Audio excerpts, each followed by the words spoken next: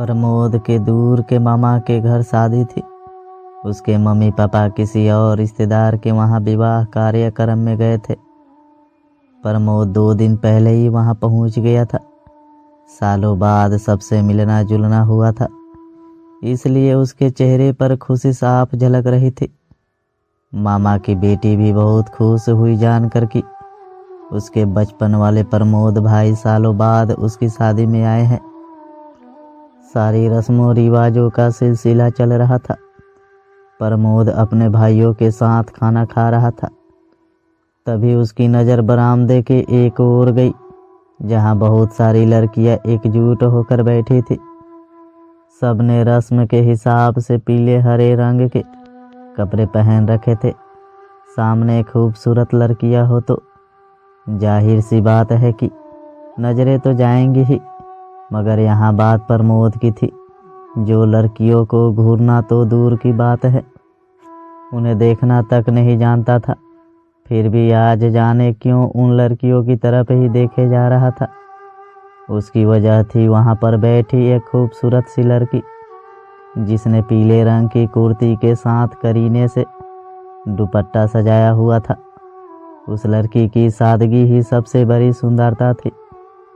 उसकी सागर से भी गहरी आंखें, जिनमें ना चाहते हुए भी प्रमोद खोता चला जा रहा था।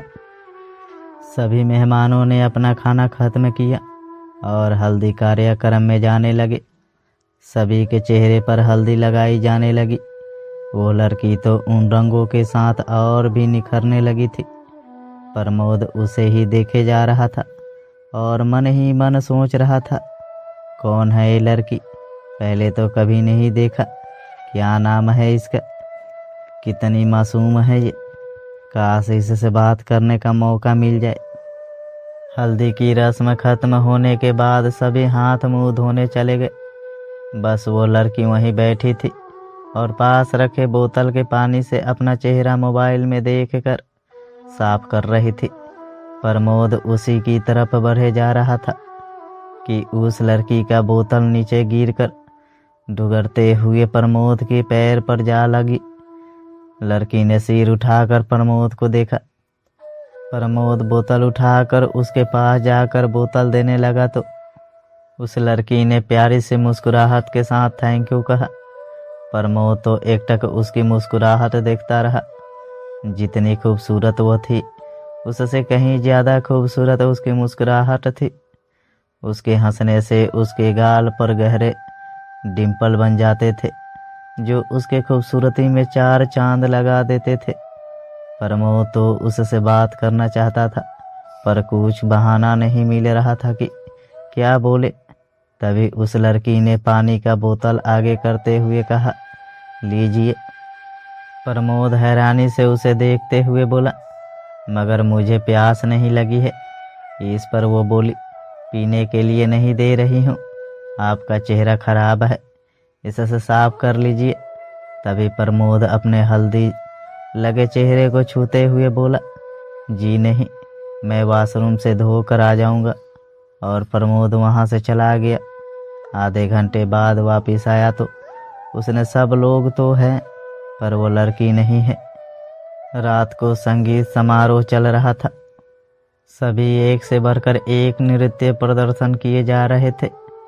प्रमोद भी इसका आनंद ले रहा था, मगर मन में वही लड़की समाई हुई थी। वो कुछ काम से थोड़ी देर के लिए वहां से हट गया।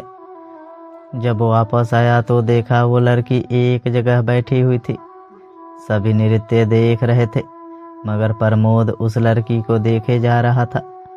तभी किसी ने माइक पर कहा, अब हमारी आज की बेस्ट सिंगर मैडम द्वारा सिंगिंग परफॉर्म की बारी है। स्वागत है हमारी भारती दीदी का। किसी ने लाकर माइक लड़की के हाथ में पकड़ा दिया। तभी प्रमोद को पता चला कि उस लड़की का नाम भारती है। यथा नाम तथा गुण। भारती ने बड़े सुरीले आवाज में गाना गाया, मेहंदी रचने वाली हाथों में गहरी लाली। पूरा गाना खत्म होने तक सबकी आंखें आंसुओं से भीग चुकी थी। संगीत के खत्म होते ही सब सोने जाने लगे, लेकिन अब तो प्रमोद को चैन ही नहीं था। रात को सोया भी तो सामने भारती ही दिखाई देती थी। अगली सुबह खासी चहल पहल थी, कोई भी खाली नहीं था, सब व्यस्त थे। प्रमोद एक कमरे में गया जहाँ एक चाची कुछ सामान खोज रही थी, वहीं भारती भी थी। चाची सामान लेकर चली गई, बाकी सब मंडप की तरफ थे। प्रमोद ने हिम्मत करके भारती से पूछा, आप कहाँ से हैं? तभी वहाँ फिर चाची आ गई और एक अन्य औरत भी भारती उनके साथ चली गई। प्रमोद ने चाची से कहा, चाची ये भारती कौन है और इसको पूजा के कार्यक्रम से दूर क्यों रखा गया है? तभी चाची ने बताया कि भारती तुम्हारे मामा के बेटे की साली है और उसकी कुंडली में मांगलिक दोष है, जिसके कारण उसको शुभ कार्य में नहीं शामिल किया जा रहा। घर वालों ने लाख पूजा पाठ करवाया पर नतीजा कुछ ना निकला। यह बच्ची तो बिल्कुल टूट गई है, पर साथ ही बहुत हिम्मती लड़की है बेटा। जैसे भी हो मुस्कुरा कर जिंदगी जी रही है, बहुत व्यवहार कुशल है। भाग्य का दोष है कि मंगलिक निकल गई। भारती के बारे में सुनकर प्रमोद को बेहद तकलीफ हुई। शाम को पार्टी के दौरान भी प्रमोद की नज़र भारती पर ही थी। आज भारती तो बहुत खूबसूरत लग रही थी। शादी होने के बाद अगले दिन सभी अपने घर वापस चली गए। प्रमोद भी वापस आ गया, पर उसका दिल भारती के पास ही रह गया था। किसी भी काम में उसका मन नहीं लग रहा था। प्रमोद समझदार था, उसने लाख कोशिश की भारती को भुलाने की, मगर भूल न सका। और उसने मामा की बेटी को फ़ोन करके भारती का नंबर मांग लिया। अब भारती और प्रमोद की रोज़ बातें होने लगी। भारती प्रमोद को अपना अच्छा दोस्त समझकर अपनी ज़िंदगी की हर बात बताने लगी। लगभग साल भर यूं ही बीत गया और मामा की छोटी लड़की की शादी थी, तो दोनों की भेंट फिर वहाँ हो गई। इस बार प्रमोद के मम्मी पापा भी साथ थे। इस बार मौका देकर प्रमोद ने भारती से अपने दिल की बात कह दी और पूछा, मुझसे शादी करेंगी? भारती तो हैरान रह गई। उसे एहसास भी नहीं था कि इतनी बड़ी बात प्रमोद बोलेगा। भारती अपना हाथ छुरा कर बोली, ये नामुमकिन है। मैं अपनी वजह किसी का जीवन बर्बाद नहीं कर सकती। मुझसे जो भी शादी करेगा वो खुश नहीं रहेगा। मुझे मांगलिक दोष है। आपको सिर्फ अपना मित्र समझा था और कुछ नहीं। प्रमोद ने अपने माता पिता को शादी की बात बताई तो उन्होंने भी प्रमोद पर गुस्सा निकाला। कि प्रमोद अपने पापा को समझाते हुए बोला, जानता हूँ पापा, सब जानता हूँ, पर आप एक सवाल का जवाब दीजिए मुझे कि इन सब में भारती की क्या गलती है? उसे किस बात की सज़ा मिल रही है? बाहर से हंसती तो है पर अंदर से टूट चुकी है वो। और अगर मैं उसे कुछ खुशियाँ देना चाहता हूँ तो इसमें बुराई क्या है पापा? आपके और माँ की अनुमति के बिना ये संभव नहीं है। इसलिए आपसे निवेदन करता हूँ कि कृपया इस रिश्ते के लिए हाँ कह दीजिए। प्रमोद ने इतना ही कहा था कि उससे पहले बीच में ही उसकी माँ बोल पड़ी, बस बहुत हो गया तमाशा। तुझे पूरी दुनिया में पसंद करने को बस एक वही लड़की मिली थी। कान खोल कर सुन लो, वो लड़की हमारी घर की बहू कभी नहीं बनेगी, समझे तुम? फिर अपने गुस्से को काबू करके वे आगे बोली, देख प्रमोद, तू हमारा इकलौता बेटा है। हमारी भी कुछ तमन्ना है तेरी शादी को लेकर। तू समझता क्यों नहीं है मेरे बच्चे? उस लड़की के साथ तू कभी खुश नहीं रह सकता। ये सारी बातें दरवाजे के पास दूसरे कमरे में बैठी भारती सुन रही थी। प्रमोद जब भारती से मिला तो भारती बोली, आप अपने माता पिता की बात मान लीजिए। और प्रमोद गुस्से में बोला, मुझे किसी की बात से कोई फर्क नहीं पड़ता है। मैं सिर्फ इतना जानता हूँ कि मुझे आपसे बहुत प्रेम है। विवाह करूँगा तो केवल आपसे, वरना अकेले ही ठीक हूँ। आप मुझसे प्यार करती है कि नहीं? भारती गुस्से में बोली। नहीं करते किसी से प्रेम, खुद से भी नहीं, किसी से नहीं। आप मेहरबानी करके हमारी पीछा छोड़ दीजिए। प्रेम करते हैं ना आप हमसे? तो ठीक है, आपको इसी प्रेम की कसम अपने माता पिता की बात मान लीजिए और नई जिंदगी की शुरुआत कीजिए। इस बात को करीब कई महीने बीत चुके थे।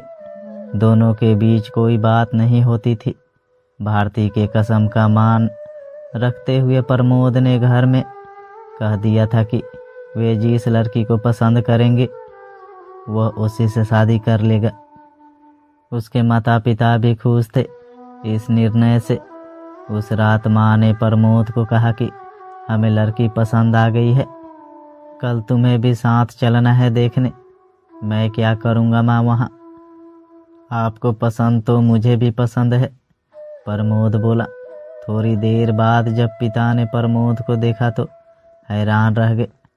प्रमोद नीचे जमीन पर बैठा था और अपने मोबाइल में भारती के फोटो देख रो रहा था और बोल रहा था, मेरे दिल में जो जगह आपकी है भारती, उसे कोई नहीं ले सकता।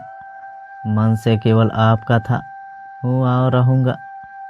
पता है मुझे कि आप भी मुझसे प्रेम करती हो। मैं आपको खुशियाँ नहीं दे पाया।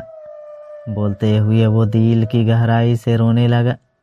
अपने जवान बेटे को इस तरह से रोते देखकर उसके पिता एकदम सन्न रह गए। उसके पिता चुपचाप अपने कमरे में जाकर बैठ गए। उनकी आंखें नम थी। उन्होंने सारी बात प्रमोद की माँ को बताई और कहा, हम बेटे के साथ ठीक नहीं कर रहे बिमला। आज जिस तरह से मैंने उसे देखा है, इतना लाचार और बेबस उसे पहले कभी नहीं देखा। अपनी आंखों के सामने अपने कलेजे के टुकड़े को रोता देखा है। बिमला बोलते हुए रोने लगे। अगले दिन रमाकांत जी और बिमला लड़की देखने जा रहे थे। साथ में प्रमोद को भी मना लिया। लड़की के घर के आगे जब ये पहुंचे, प्रमोद पत्थर बन चुका था। सभी अंदर पहुंचे तो प्रमोद देखकर हैरान हो गया, क्योंकि ये भारती के माता पिता थे और भारती भी थी। प्रमोद हैरान से अपने माता पिता की ओर देखने लगा तो उन्होंने मुस्कुराकर अपनी पलकें झपका दी। फिर तो मानो प्रमोद फूला ना समाया और खुशी में जाकर उनके गले लग गया। कुछ देर बातों के बाद रमाकांत जी ने भारती के पिता से सीधे ही कह दिया, मेरा बेटा प्रमोद आपकी बेटी को पसंद करता है भाई साहब। हमें भी बेटी पसंद है और हम दोनों के विवाह के बारे में आज आपसे बात करने आए हैं। भारती के पिता असमंजस में देखने लगे। तभी प्रमोद के पिताजी बोले, भाई साहब, हमें बिटिया के मांगलिक दोष का पता है और यकीन मानिए यह एक बेटी के पिता का वादा है आपसे कि आपकी भारती मेरे घर की बहू नहीं, बेटी बनकर रहेगी। भारती के पिता तो इतनी आत्मीयता भरी बातें सुनकर गदगद हो गए और हाँ में सर हिला दिया। कुछ देर बातें होती रही। फिर भारती के माता पिता प्रसंग के माता पिता के साथ बगीचे में चले गए। बैठक में सिर पर प्रमोद और भारती ही सोफे पर बैठे थे। प्रमोद खड़ा हुआ और भारती के पास जाकर अपने दोनों हाथ पीछे करके झुक कर उससे बोला, अब भी हमारी होने वाली धर्म पत्नी जी हमसे बात करेगी या नहीं करेगी? भारती ने नजरें नीचे किए हुए ही जवाब दिया, उस दिन जब आपने हमें प्रेम प्रस्ताव दिया था तभी से, या सच कहूँ तो पता नहीं कब से मैं आपको चाहती थी, मगर कुंडली दोष के कारण कभी कह ना सकी। आज मैं आपसे कहना चाहती हूँ कि मैं आपसे बहुत प्रेम करती हूँ। इतना प्रेम जो आपके बिना जीवन की कल्पना भी नहीं कर सकती। आपके अलावा और किसी के लिए मेरे मन में ऐसी भावनाएं कभी नहीं आई जो आपके लिए महसूस करती हूँ। भले ही मैंने कहा था कि आप किसी और से विवाह कर लीजिए, पर उस दिन से हर पल हर लम्हा हम कैसे घुट घुट कर जिए हैं ये मैं ही जानती हूँ। कहते हुए भारती की आंखें नम हो गई और उसके आंसू बहने लगे। प्रमोद ने आंसू पोंछते हुए बोला, अब खुश होने का दिन है, आंसू विदाई के लिए बचा के रखो। तो दोस्तों, अगर आपको ये कहानी अच्छी लगी हो तो मेरे वीडियो को लाइक करके चैनल को सब्सक्राइब कर लीजिए।